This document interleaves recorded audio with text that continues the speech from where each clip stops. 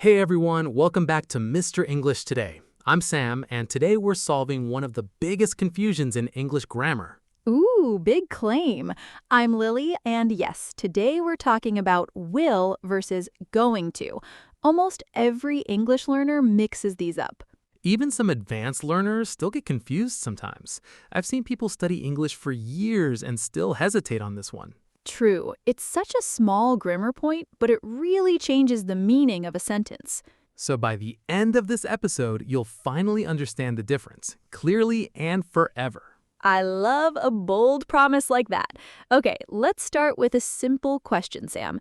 If I say, I will help you and I'm going to help you, do they mean the same thing? Kind of, but not exactly. There's a difference in when we use each one, and once you understand it, you'll never confuse them again. Let's break it down step by step. First, going to. We use this when we already have a plan. Right. For example, I'm going to visit my parents this weekend.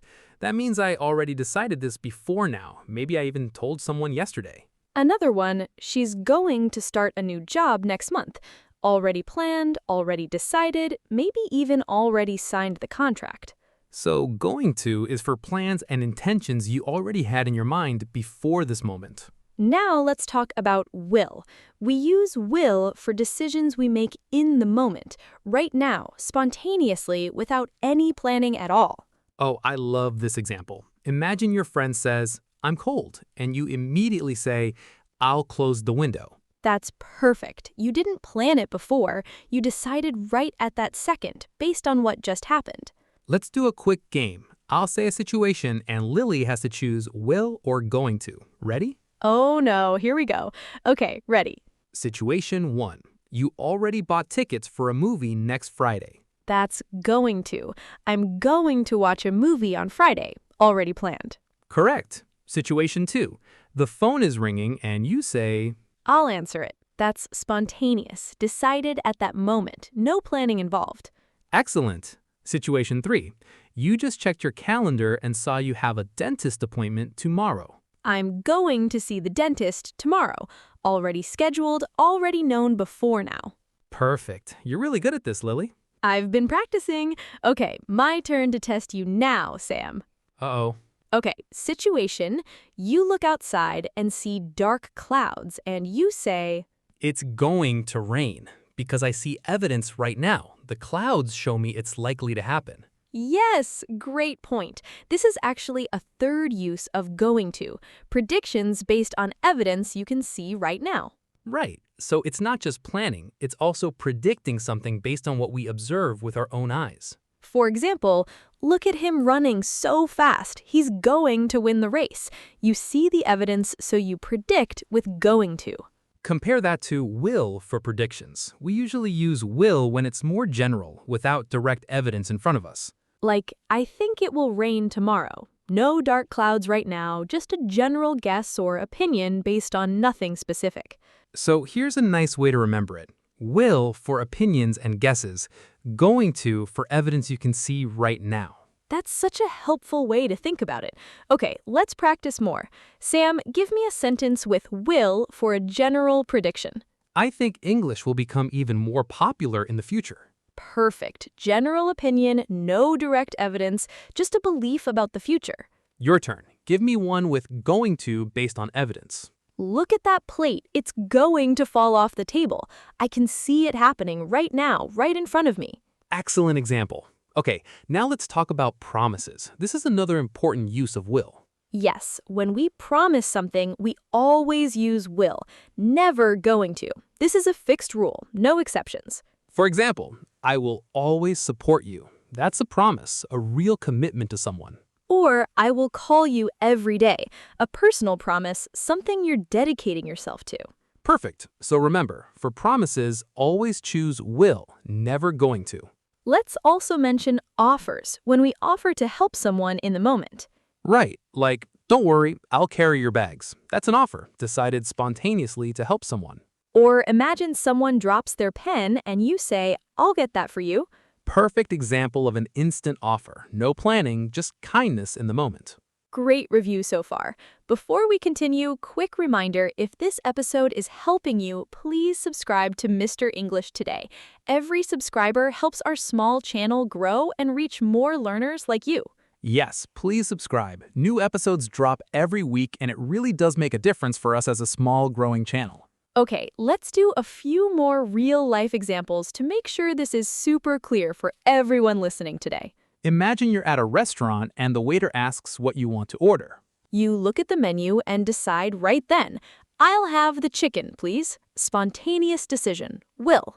Perfect. Now imagine you already decided at home before coming to the restaurant. Then you'd say, I'm going to order the chicken, already planned before even arriving at the restaurant.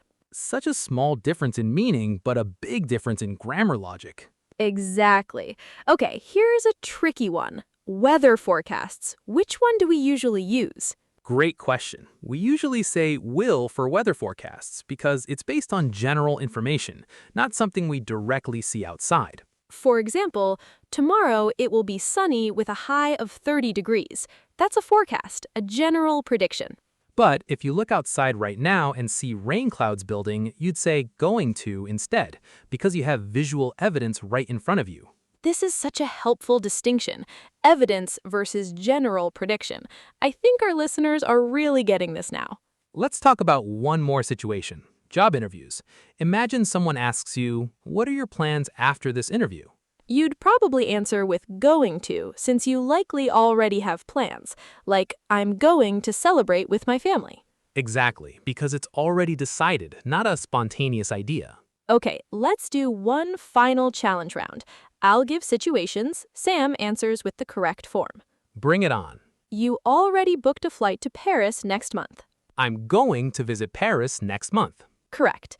Next, your friend is struggling with heavy boxes. I'll help you with that. Perfect, spontaneous offer.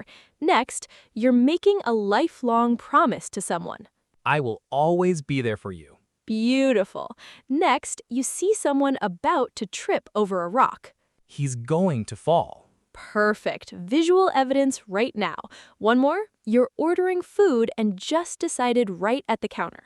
I'll have a coffee, please. You did amazing, Sam. I think our listeners are going to feel much more confident now.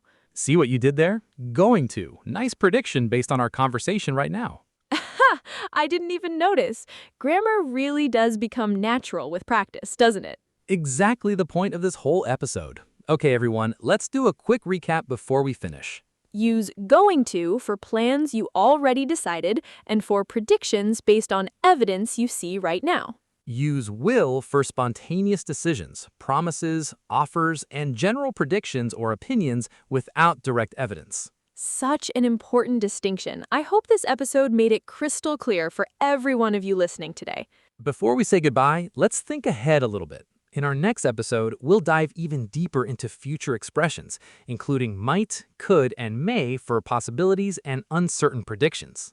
Yes, and we're actually going to use the FIFA World Cup final as our example. Perfect for talking about predictions and possibilities in a fun, exciting way. That's going to be such an exciting episode, especially for anyone who loves football or just enjoys making predictions. So get ready for that one. It's going to be really practical for real conversations in everyday life. Before we go, here's your homework. Leave one comment below with your own sentence using either will or going to. We want to see what you learned today. I'll be reading through the comments, and I promise I will reply to as many as I can. Thank you so much for learning with us today. You're doing amazing, and every episode is making your English stronger, step by step. See you in the next episode. Bye for now, everyone. Bye-bye.